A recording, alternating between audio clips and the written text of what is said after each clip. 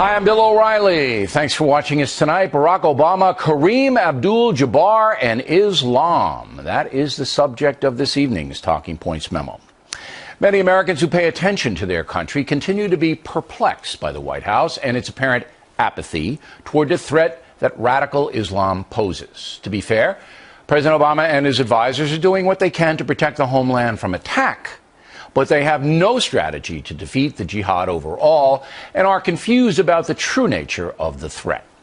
A new Reuters poll out today shows President Obama continuing to take a huge hit in job approval. You have to think that's because of his response to the Paris terrorism and to the jihad in general. Just 37% of Americans now approve of the way Mr. Obama is doing his job. 55% disapprove. Also, a new Fox News poll, I should say, shows Americans strongly disapprove of the way the president is waging the war on terror.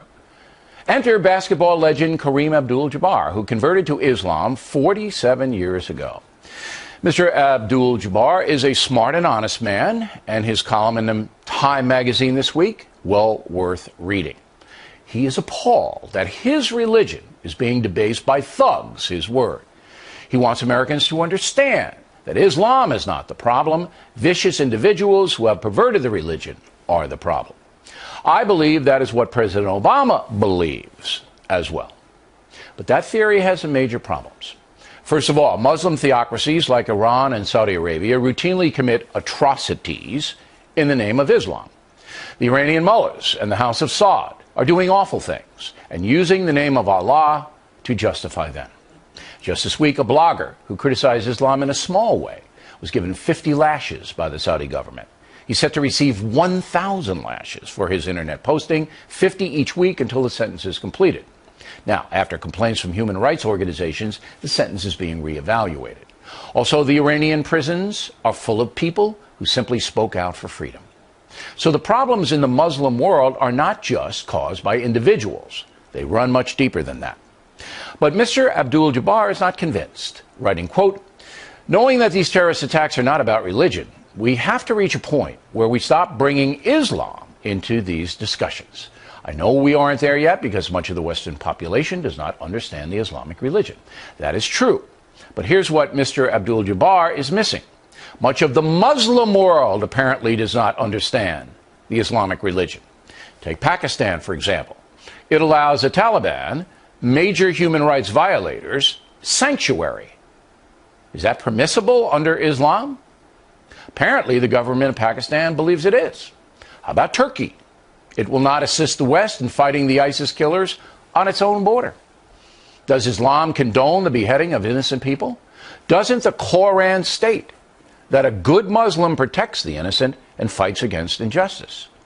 Apparently, the Turkish government does not understand the Islamic religion either.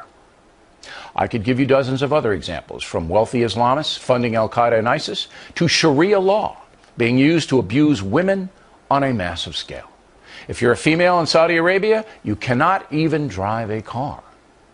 So Kareem Abdul Jabbar should understand that Islam is being presented to the world in a way that is dubious, to say the least. He continues, quote, "When the Ku Klux Klan burn a cross in a black family's yard, prominent Christians aren't required to explain how these aren't really Christian acts.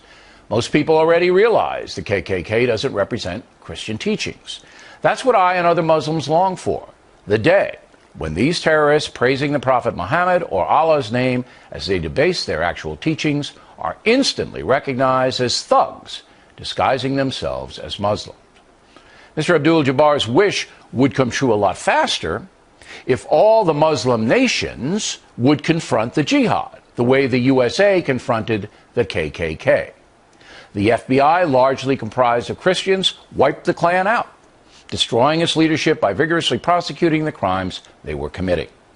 What Muslim nation on this earth is doing that to the jihadists? The answer is none, with the possible exception of Jordan. President Obama and his acolytes on the left believe it is not right to hold the Muslim world in general accountable for the terrorism that is putting the entire planet in danger. That view is echoed by the MSNBC network, which has emerged, along with the New York Times, as the principal down player of the jihad.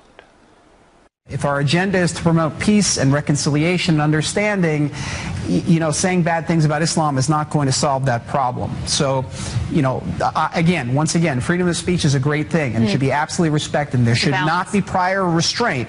But let's also remember we have to respect people if we want that respect back. A lot of people think that what is being called Islamic terrorism perhaps shouldn't be called Islamic terrorism because it's actually a bastardization of Islam, which is a global, peaceful religion. Now, thankfully, the American people are rejecting that nonsense because they understand that there is a strain of Islam that does preach violence, and that strain is not being challenged in any meaningful way by good Muslims.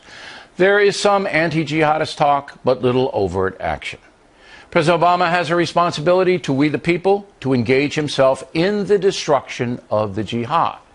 As Talking Points has demonstrated time and again, the USA has no overall strategy to defeat the jihadists and simply reacts to the latest atrocities, sometimes in a weak and confusing way.